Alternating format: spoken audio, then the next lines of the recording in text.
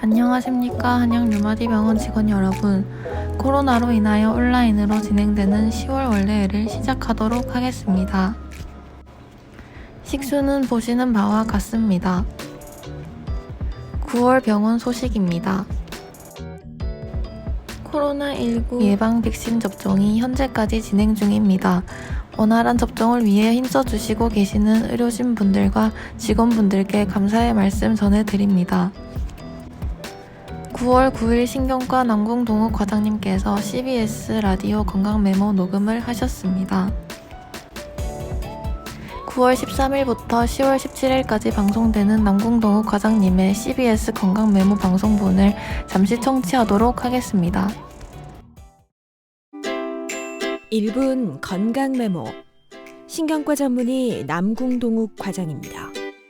누구든지 긴장하거나 스트레스를 받는 상황에서는 손이 떨릴 수 있습니다. 이런 경우에는 생리적인 떨림이라고 하며 대부분 자연스럽게 호전이 되지만 저혈당, 갑상선 기능 이상과 같은 내과적 질환에 의해서도 나타날 수 있고 본태성 떨림이나 파킨슨병 같은 신경계 질환으로 인하여 손떨림이 지속되는 경우도 있습니다. 본태성 떨림은 30대 이후로 흔하게 발병하며 숟가락질이나 글씨를 쓸 때 또는 자세를 유지할 때 손떨림이 관찰되고 주로 양손으로 나타납니다. 감정, 운동, 피로도에 따라 악화되며 소량의 알코올 섭취 시 떨림이 감소하는 경우도 있으나 다음날 악화되는 경우가 많습니다. 본태성 떨림은 효과적인 약물 치료를 통해 증상 호전을 기대할 수 있으며 파킨슨병 같은 신경계 질환과 감별하는 것이 중요합니다. 신경과 전문의 남궁동욱 과장이었습니다. 9월 14일부터 9월 17일까지 환자 대면 부서를 중심으로 정확한 환자 확인 모니터링이 시행되었습니다. 모니터링에 협조해주시고 안전한 환자 케어로 질 높은 의료 서비스를 제공해주시는 직원 여러분들께 감사드립니다. 다음은 신규 의료진 소개입니다. 10월 1일부터 진료를 시작하신 영상의학과 이종률 명예원장님이십니다. 이종률 명예원장님의 간단한 인사 말씀 듣겠습니다. 안녕하세요. 영상의학과 원장 이종률입니다. 한양 뉴마디 병원에 온 것을 영광으로 생각합니다.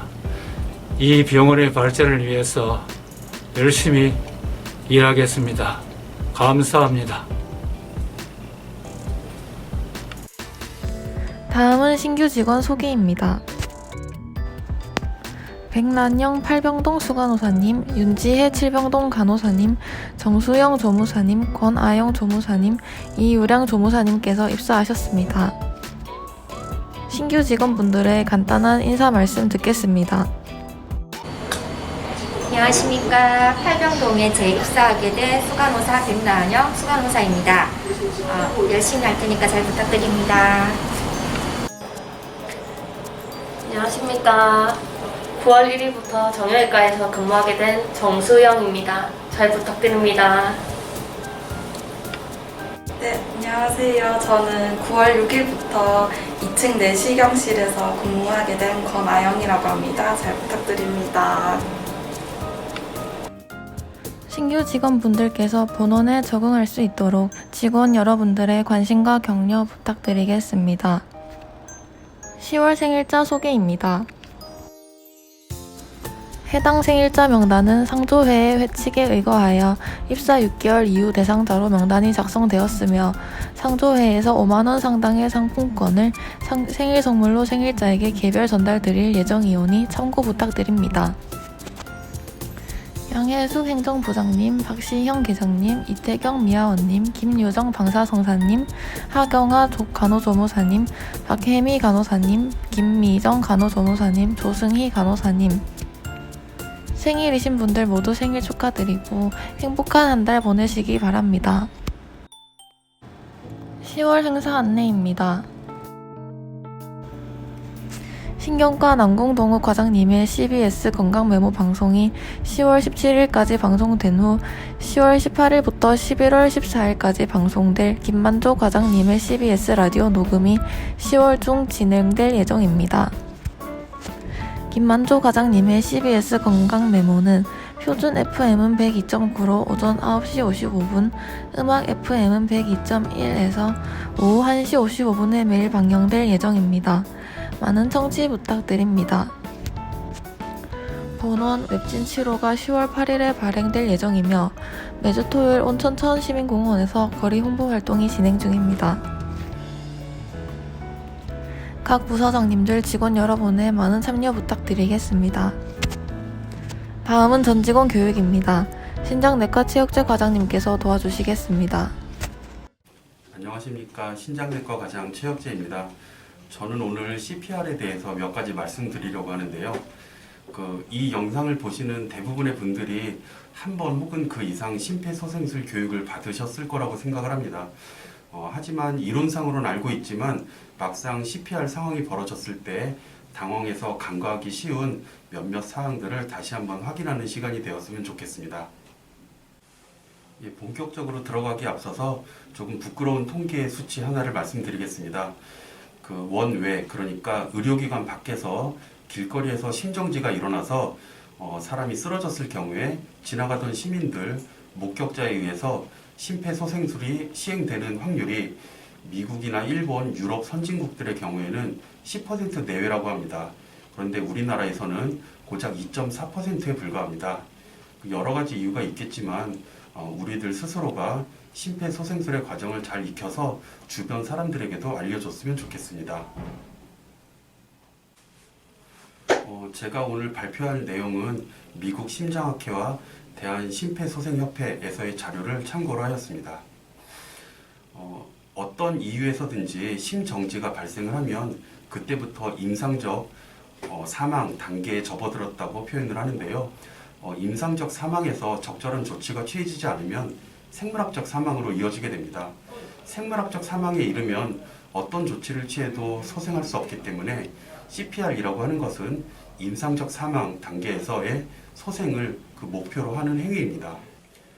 우리 병원은 CPR 상황이 자주 발생하는 병원은 아니지만 그래도 중환자실을 운영하다 보니 제 생각으로는 2달에서 석 달에 한 번 정도는 케이스가 발생하는 것 같습니다. 저도 몇 차례 심정지 상황을 맞이하고 심폐소생술에 참여도 했는데요. 그때 제가 느낀 바는 각자 열심히 하고 계시지만 뭔가 좀 체계적이지 않고 우왕좌왕하는 모습이 보였고 좀 디테일적인 부분에서는 좀 떨어진다는 생각을 했습니다. 그러면 다음 그림을 보면서 설명을 드리겠습니다. 다음 그림은 CPR 팀의 가장 이상적인 구성 및 위치를 나타내 주는 것입니다. 보시면은 환자의 발치에 팀 리더가 위치를 하게 되고요. 이 팀 리더가 전반적인 CPR 상황을 지시하고 총괄을 합니다. 팀 리더는 환자에 대해서 가장 많이 아는 사람이 하기 때문에 대개는 담당 주치의가 하게 됩니다. 그리고 환자의 머리맡에는 기도 확보를 위한 인력이 위치하게 되고요. 인투베이션을 시행하기 전까지 마스크백을 위치하고 엠브 배깅을 하는 역할을 하게 됩니다. 환자의 가슴께 양쪽에는 서로 번갈아 가면서 가슴 압박을 시행할 인원이 필요하고요. 만약에 여러 개 인원이 또 남아 있다면은 모니터를 끊임없이 감시하면서 제세동이 필요한지 노티하고 필요하다면 제세동기를 조작하는 역할을 하게 됩니다.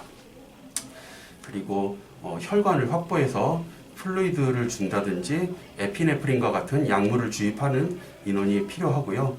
마지막으로 CPR 상황에 적극적으로 참여하지 않지만 CPR 과정에 처음부터 끝까지 기록을 하는 인원이 필요합니다. 몇 시 몇 분에 어레스트가 발생을 했고 CPR 팀이 언제 도착을 했고 에피네프린과 같은 약물이 언제 투여가 됐고 마지막으로 ROSC가 몇 시 몇 분에 되었는지를 끊임없이 기록을 하게 됩니다. 다음 보시는 표는 미국 심장학회에서 2년마다 갱신하여 발표를 하는 표입니다. 전 세계 대부분의 국가들이 이 알고리즘을 기본으로 해서 심폐소생술을 시행하고 있습니다. 자, 일단 어레스트가 확인이 되면은 지체 없이 가슴 압박을 시행을 하고 정맥 루트를 확보해서 에피네프린을 정주하게 됩니다. 또한 기도를 확보해서 마스크백으로 엠브 배깅을 하게 되고요. 가슴 압박을 2분 정도 시행한 이후에 잠깐 손을 떼고 모니터상 리듬과 그 펄스를 확인하게 됩니다. 그래서 V택이나 V핍처럼 심장 기원의 카디오저닉 샥이 원인이 된 어레스트라고 확인이 되면은 지체 없이 재세동을 시행을 해야 하고요. 재세동을 시행한 이후에 다시 한번 모니터를 확인해서 ROSC가 됐는지 확인을 합니다. 만약에 ROSC가 되지 않았다면 같은 과정을 반복을 하고요.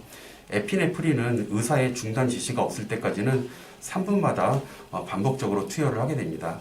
그리고 심장 기원의 어레스트일 경우에는 에피네프린 2번 줄 때 한 번의 꼴로 아미오다론을 같이 정주하게 됩니다. 같은 사이클로 계속해서 심폐소생술을 시행을 하는데요.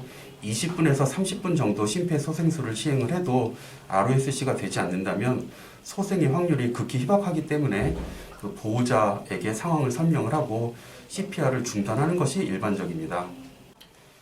심장 기원의 심정지 상태가 아니었을 때 CPR 상황은 기본 심폐소생술의 과정을 똑같이 반복하게 되는데 다만 재세동과 아미오다론이 빠진다는 점만 다른 점입니다.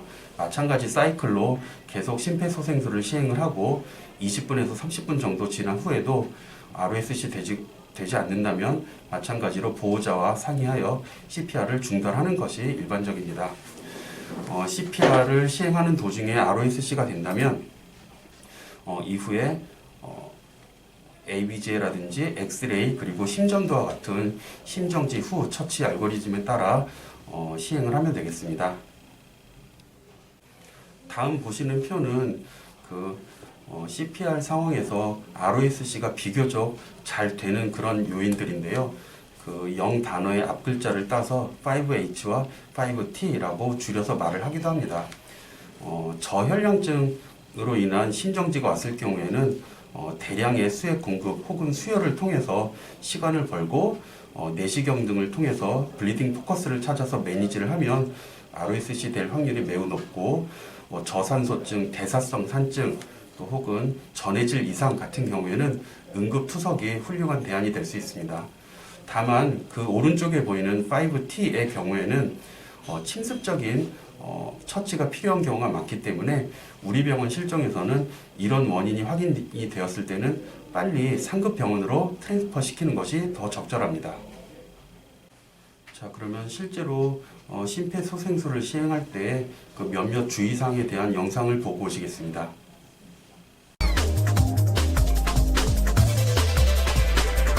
우선 환자를 편평하고 단단한 바닥에 눕힌 뒤 환자의 가슴 옆에 무릎을 꿇고 앉습니다. 웃옷을 벗겨 가슴이 드러나게 가슴 압박이 쉽도록 하고요. 그리고 가슴 중앙, 바로 이 부분입니다. 여기에 손목과 손의 경계 바로 윗부분이죠. 이해하기 쉽게 손꿈치라고 하겠습니다.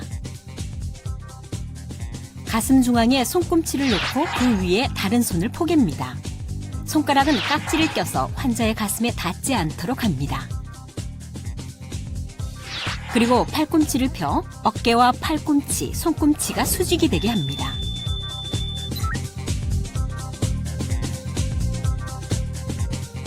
이제 본격적으로 가슴 압박을 합니다. 환자 가슴을 깊고 빠르게 5에서 6cm 깊이로 수직으로 누릅니다. 누른 뒤에는 가슴이 다시 올라오는지 확인하시고요. 이렇게 구조대가 도착하거나 환자의 의식이 돌아올 때까지 반복합니다. 힘들다면 주위의 다른 사람과 번갈아 가며 실시하세요. 그리고 자동 제세동기가 도착할 때까지 심폐소생술을 실시합니다. 하나, 둘, 셋, 넷. 자동 제세동기를 적용하는 동안에도 심폐소생술이 중단되지 않도록 주위 사람들에게 도움을 요청하는 것이 좋습니다.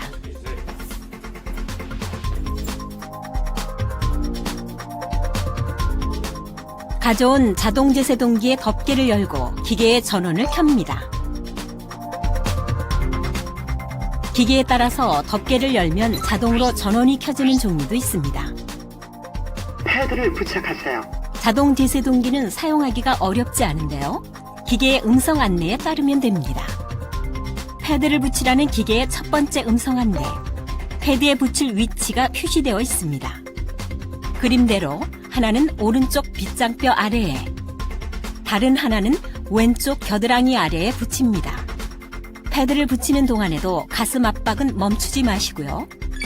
그리고 음성 안내에 따르세요. 패드 커넥터를 꽂으세요.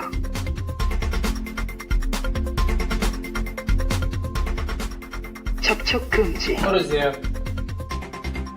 이때는 가슴 압박을 하는 사람은 물론이고 주위 사람들까지 모두 환자에게서 떨어져야 합니다. 제세동 필요합니다. 충전 중. 분석이 끝나면 8초가량 충전됩니다.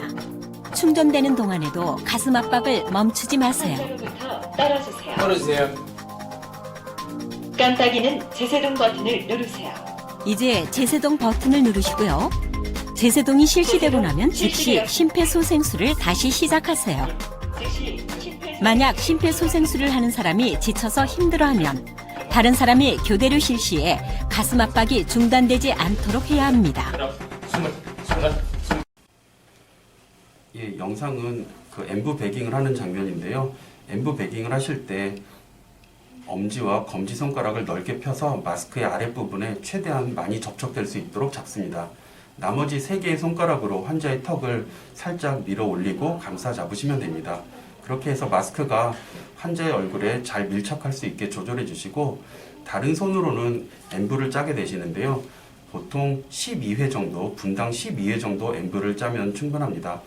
산소 수치가 잘 오르지 않는다고 해서 횟수를 과하게 늘리거나 혹은 너무 힘을 주어서 짜게 되면 기흉이 생길 수도 있고 다른 조직으로 공기가 스며들어가는 엠피제마와 같은 부작용이 생길 수도 있습니다. 그래서 분당 12회 정도의 속도로 엠브의 2분의 1에서 3분의 2 정도가 눌러지도록 짜시면 충분합니다. 제세동이 필요한 경우에는 최대한 빠른 시간 내에 제세동을 시행하는 것이 중요한데요. 통계상으로는 VPB나 VTEC이 확인된 이후에 1분 제세동 시행이 늦었을 경우에 10% 정도 소생률이 떨어진다고 합니다. 따라서 산술적으로는 제세동이 10분 정도 늦게 되면은 소생의 가능성이 거의 없다고 볼 수 있겠습니다. 여태까지 말씀드렸던 내용이 그 마지막 표에서 잘 정리가 되어 있습니다. 그 가슴 압박을 할 때는 분당 100에서